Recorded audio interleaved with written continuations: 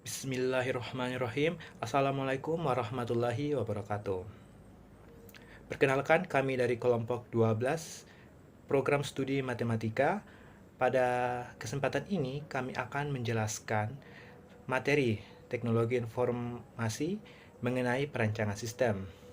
Sebelum itu, marilah kita panjatkan puji dan syukur kita kepada Allah Subhanahu wa Ta'ala karena telah memberikan rahmat, nikmat, dan hidayahnya lah sehingga kita dapat bernapas hingga saat ini.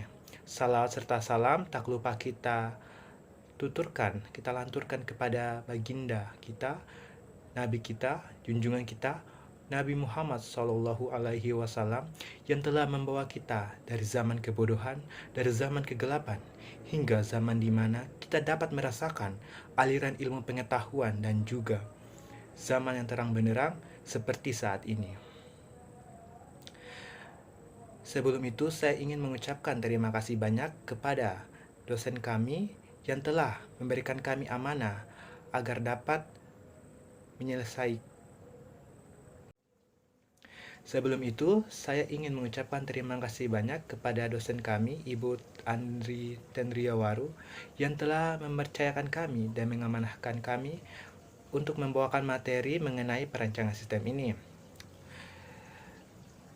Sebelum itu, kami mempresentasikan presentasi kami, ada kalanya saya sebagai seorang moderator ingin memperkenalkan siapa itu kelompok 12.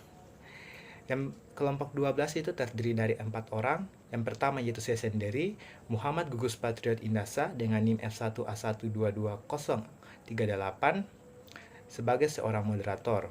Dan selanjutnya yaitu saudari saya, Vindi Vindiarsi sebagai seorang materi dengan NIM F1A1224047. Selanjutnya saudari saya, Wisti Dewanti Al-Nasir dengan NIM F1A1224048 sebagai seorang pemateri, dan yang terakhir saudari saya Wulan Febrianti dengan NIM F1A1224049 sebagai seorang pemateri. Baiklah, untuk mengefisienkan waktu, langsung saja kami akan menjelaskan materi kami yaitu perancangan sistem. Materi perancangan sistem terbagi menjadi 5 topik. Yang pertama, perancangan teknologi informasi. Yang kedua, membuat sistem dan membuat program. Yang ketiga, pengembangan sistem life cycle. Yang keempat, algoritma sampai ke program. Dan yang kelima, bahasa pemrograman dan metodologi. Materi pertama dan materi yang kedua akan dijelaskan oleh saya sendiri. Baiklah, langsung saja saya akan mulai menjelaskan materi yang pertama. Perancangan sistem. Pengertian perancangan sistem teknologi informasi menurut beberapa ahli. Yang pertama, Verzello John Router 3. Tahap setelah analisis dari siklus pengembangan sistem atau pendefinisian dari kebutuhan-kebutuhan fungsional dan persiapan untuk rancang bangun implementasi, menggambarkan bagaimana suatu sistem dibentuk. Yang kedua, John Burst dan Gray Grunitzky. Desain sistem dapat didefinisikan sebagai penggambaran, perencanaan, dan pembuatan sketsa atau pengaturan dari beberapa elemen yang terpisah ke dalam satu kesatuan yang utuh dan berfungsi. Yang ketiga, George M. Scott. Desain sistem menentukan bagaimana suatu sistem akan menyelesaikan apa yang mesti diselesaikan. Tahap ini menyangkut mengkonfigurasikan dari komponen-komponen perangkat lunak dan perangkat keras dari suatu sistem, sehingga setelah instalasi dari sistem akan benar-benar memuaskan rancang bangun yang telah ditetapkan pada akhir tahap analisis sistem. Selanjutnya, perancangan sistem. Perancangan sistem teknologi informasi terbagi menjadi 2 bentuk. Yang pertama, perancangan sistem teknologi informasi secara umum dan perancangan sistem teknologi informasi secara terinci atau fisik. Perancangan sistem teknologi informasi secara umum yaitu perancangan sistem teknologi informasi yang terkonsep, masuk akal, dirancang dengan daya pikir yang luas atau secara makro. Analisis sistem dan desain Sistem secara umum bergantung satu sama lain dari proses pengumpulan analisis dan digambarkan atau didesain secara umum. Yang kedua, perancangan sistem teknologi informasi secara terinci atau fisik, yaitu perancangan sistem teknologi informasi yang memberikan gambaran yang jelas atau rancang bangun atau desain yang jelas kepada programmer. Pada perancangan sistem ini, programmer, user, dan para ahli teknik ikut terlibat. Tujuan dari desain sistem ini adalah untuk memberikan gambaran secara umum kepada user tentang sistem yang baru. Perancangan sistem teknologi informasi seharusnya melibatkan beberapa personil pihak yang terlibat, seperti spesialis pengendali sistem teknologi informasi, penjamin kualitas sistem, spesialis komunikasi data, dan pengguna sistem teknologi informasi atau user. Tahap perancangan sistem teknologi informasi terbagi menjadi dua, yaitu perancangan output dan perancangan input. Perancangan output atau keluaran merupakan hal yang tidak dapat diabaikan karena laporan atau keluaran yang dihasilkan harus memudahkan bagi setiap unsur manusia yang membutuhkannya. Kedua, perancangan input. Tujuan dari perancangan input adalah untuk mengefektifkan biaya pemasukan data, untuk mencapai keakuratan yang tinggi, untuk menjamin pemasukan data dapat diterima dan dimengerti oleh pemakai. Materi yang kedua yaitu membuat sistem dan membuat program. Yang pertama, membuat sistem. Sistem informasi adalah kombinasi antara teknologi informasi dan aktivitas orang yang menggunakan teknologi tersebut untuk mendukung operasi dan manajemen. Dengan sistem informasi, kita dapat lebih mudah dalam melakukan pekerjaan karena sistem tersebut dijalankan pada komputer berupa software. Langkah-langkah membuat sistem yaitu perencanaan, analisis, desain, pengembangan, testing, implementasi, pengoperasian, dan pemeliharaan. Membuat program. Program komputer atau seringkali disingkat sebagai program adalah serangkaian instruksi yang ditulis untuk melakukan suatu fungsi spesifik pada komputer. Komputer pada dasarnya membutuhkan keberadaan program agar bisa menjalankan fungsinya sebagai komputer. Biasanya hal ini dilakukan dengan cara mengeksekusi serangkaian perintah atau instruksi program tersebut pada prosesor. Selanjutnya, langkah-langkah membuat program. Yang pertama, mengetahui persoalan yang akan diselesaikan. 2. Menganalisa penyelesaian persoalan, menentukan peubah atau variabel yang digunakan, menentukan teknik penyelesaiannya, misalnya dengan rumus. 3. Membuat algoritma dan atau flowchart-nya. Yang keempat, mengubah algoritma atau flowchart-nya tersebut ke dalam bahasa pemrograman. Yang kelima, menjalankan program dan mengevaluasinya, tes atau debugging. Yang keenam, implementasi dan penggunaan program, pembuatan dokumentasi.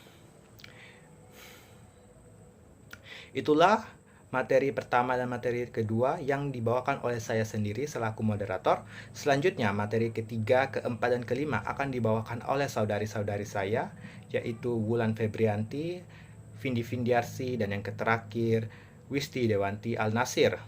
Febrianti dengan NIM F1A1222049. Selanjutnya saya akan membacakan materi ketiga tentang pengembangan sistem life cycle. Pengembangan sistem informasi berbasis komputer dapat merupakan suatu tugas yang kompleks yang membutuhkan banyak sumber daya, dapat memakan waktu berbulan-bulan atau bahkan bertahun-tahun untuk menyelesaikannya. Proses pengembangan sistem itu harus melewati beberapa tahap, dimulai dari saat sistem itu dirancang sampai dengan sistem tersebut diterapkan, dioperasikan, dan dipelihara. Bila pengoperasian dari sistem yang dikembangkan itu masih mengalami masalah yang kritis yang tidak dapat diatasi dengan pemeliharaan sistem, maka perlu dikembangkan sistem untuk mengatasinya.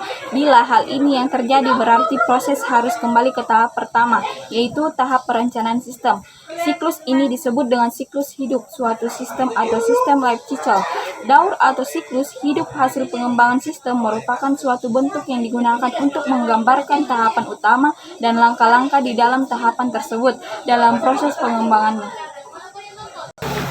Tahapan utama siklus hidup pengembangan sistem dapat terdiri dari yang pertama itu perencanaan sistem atau sistem planning, yang kedua analisis sistem atau sistem analis, ketiga desain sistem atau sistem design, keempat seleksi sistem atau sistem election, yang kelima implementasi sistem atau sistem implementation, yang keenam perawatan sistem atau sistem maintenance.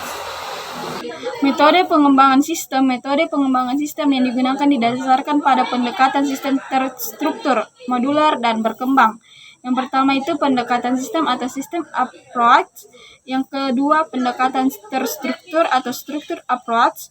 Yang ketiga pendekatan modular atau modular approach. Yang keempat pendekatan berkembang atau evolutionary approach. Pengembangan sistem harus memberikan peningkatan dalam aspek yang pertama performance atau hasil kerja, yang kedua information atau kualitas, yang ketiga ekonomi atau keuntungan penurunan biaya, yang keempat kontrol pengendalian kesalahan, yang kelima efisiensi atau efisiensi operasi atau sumber daya, yang keenam servis atau pelayanan. Prinsip pengembangan sistem yang pertama mendukung kebutuhan informasi manajemen, yang kedua memerlukan investasi modal yang bir, yang ketiga membutuhkan staf yang terlatih atau terdidik, yang keempat membutuhkan perencanaan, pengordinasian dan pertahanan kerja. Alat dan teknik pengembangan sistem terbagi atas. Yang pertama graphical HIFO data flow diagram, struktur chart set, Warnier or Jackson diagram. Yang kedua diagram chart, activity chart. Yang pertama itu sistem flow chart. Yang kedua program flow chart atau program logic flow chart, detailed komputer program flow chart. Yang ketiga itu paper work flow chart atau flow chart. Yang keempat database relative flow chart. Yang keenam Gantt chart. Yang ketujuh layout charting. Yang kedelapan personal relationship charting. Yang ke-10 working distribution chart. Yang ke-11 organization chart teknik publik. Yang pertama teknik manajemen proyek atau penjadwalan proyek. Yang kedua CIM atau critical path method. Yang ketiga PRT atau program evaluation and review technique. Yang keempat fact finding technique atau mengumpulkan data dan menemukan fakta, atau interview observation questionnaires sampling. Yang kelima cost effectiveness analysis plus cost benefit analysis. Yang keenam investigation and workouts. Yang terakhir meeting. Perkenalkan, nama saya Fian Findiarsi dengan NIM F1A1222047. Di sini saya akan melanjutkan materi keempat, yaitu algoritma dan algoritma sampai ke program. Algoritma, kata algoritma berasal dari algoris. Algoris merupakan ahli matematika muslim yang terkenal bernama Abu Ja'far Muhammad Ibnu Musa al-Khwarizmi. Eldah orang barat mengucapkan al-Khwarizmi sebagai algoritma. Prinsip algoritma yang pertama, algoritma harus berhenti setelah mengerjakan sejumlah langkah terbatas. Yang kedua, setiap langkah harus didefinisikan secara jelas dan tidak memiliki pemahaman yang ambigu. Yang ketiga, algoritma memiliki 0 atau lebih masuk atau input. Yang keempat, algoritma memiliki 0 atau lebih keluaran atau output. Yang kelima, algoritma harus efektif. Notasi algoritma. Notasi algoritma bukan merupakan bahasa pemrograman, sehingga siapapun dapat membuatnya dengan bentuk yang berbeda-beda. Namun, prinsip utama dalam notasi algoritma adalah harus mudah dibaca dan dipahami. Beberapa notasi dapat digunakan untuk menuliskan notasi algoritma. Yang pertama, notasi 1, menggunakan kalimat deskriptif. Dalam notasi ini, setiap langkah dijelaskan dengan kalimat yang jelas. Yang kedua yaitu notasi 2, menggunakan bahan alir atau flow chart.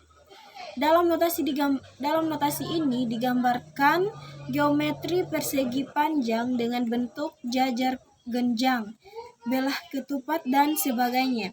Yang ketiga, notasi menggunakan pseudokode. Notasi ini lebih disukai para ilmuwan komputer karena lebih praktis. Pseudokode merupakan notasi yang mirip dengan bahasa pemrograman tingkat tinggi, namun detail bahasa pemrograman sebenarnya.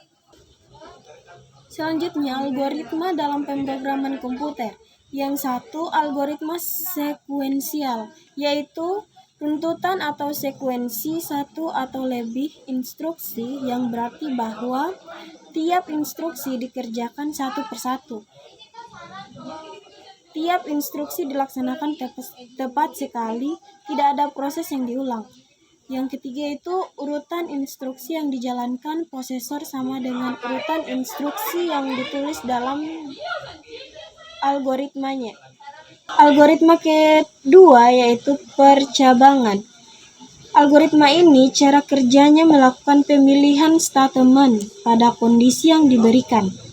Ada dua komponen utama dalam ekspresi percabangan yaitu kondisi dan pernyataan. Kondisi adalah syarat dilakukannya sebuah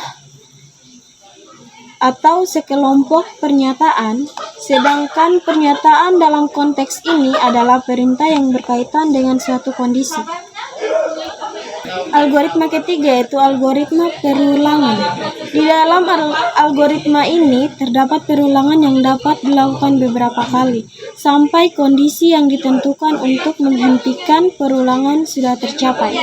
Struktur perulangan secara umum terdiri dari dua bagian, yaitu pertama, kondisi perulangan, yaitu pernyataan yang harus dipenuhi untuk melaksanakan perulangan. Perulangan kedua yaitu badan perulangan, yaitu bagian algoritma yang diulang dalam kondisi. Dengan NIM F1A122-048. Di sini saya akan membacakan materi kelima, yaitu bahasa programan dan metode. Bahasa pemrograman digunakan untuk membuat program komputer. Software sistem beroperasi maupun software aplikasi dibuat menggunakan software bahasa pemrograman. Berdasarkan kemudahannya dipahami oleh manusia, bahasa program digunakan dalam dua, yaitu bahasa pemrograman tingkat rendah dan bahasa pemrograman tingkat tinggi.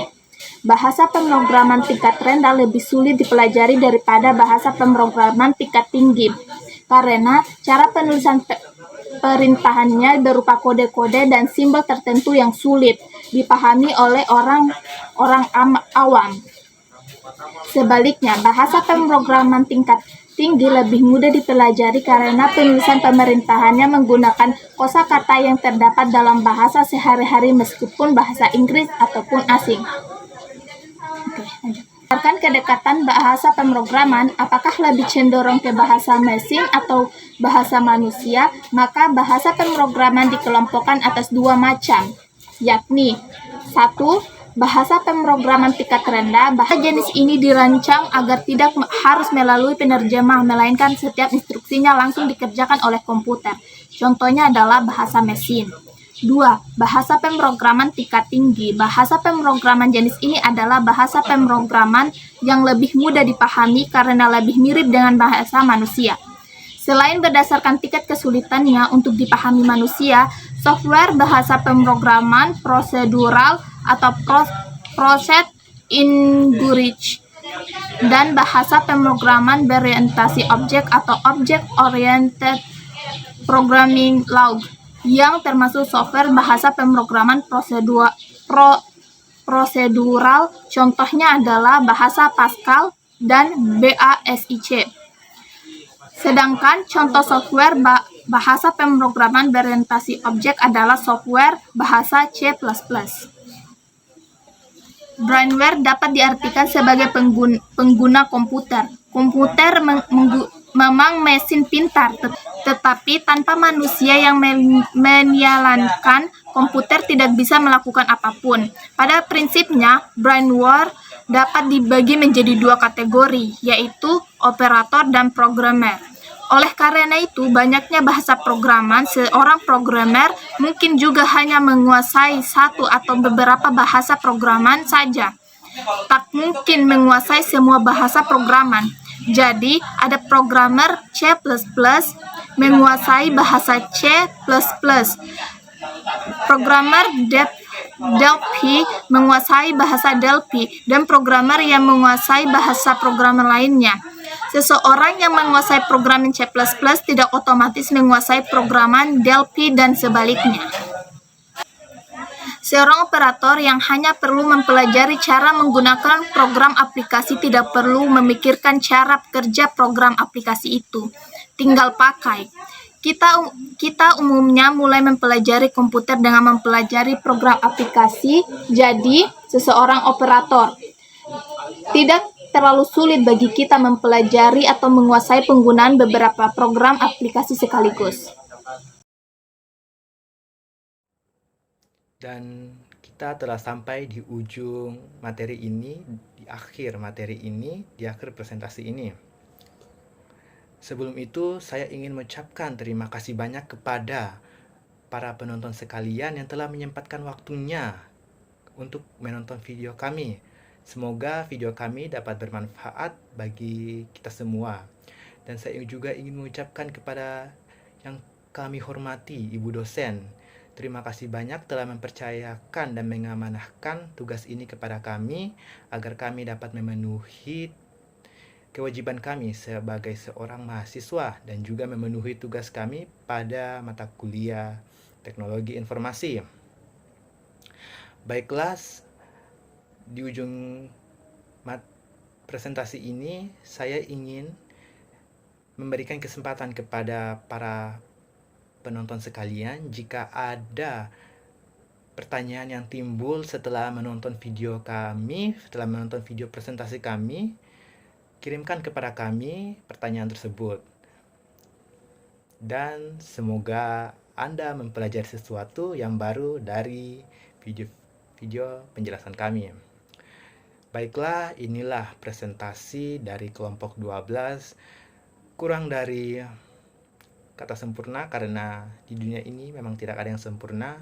Mohon maaf apabila terdapat banyak kesalahan, terdapat banyak kekurangan. Kami kelompok 12 dan saya sebagai seorang moderator mengucapkan mohon maaf yang sebesar-besarnya atas kekurangan dari video presentasi ini.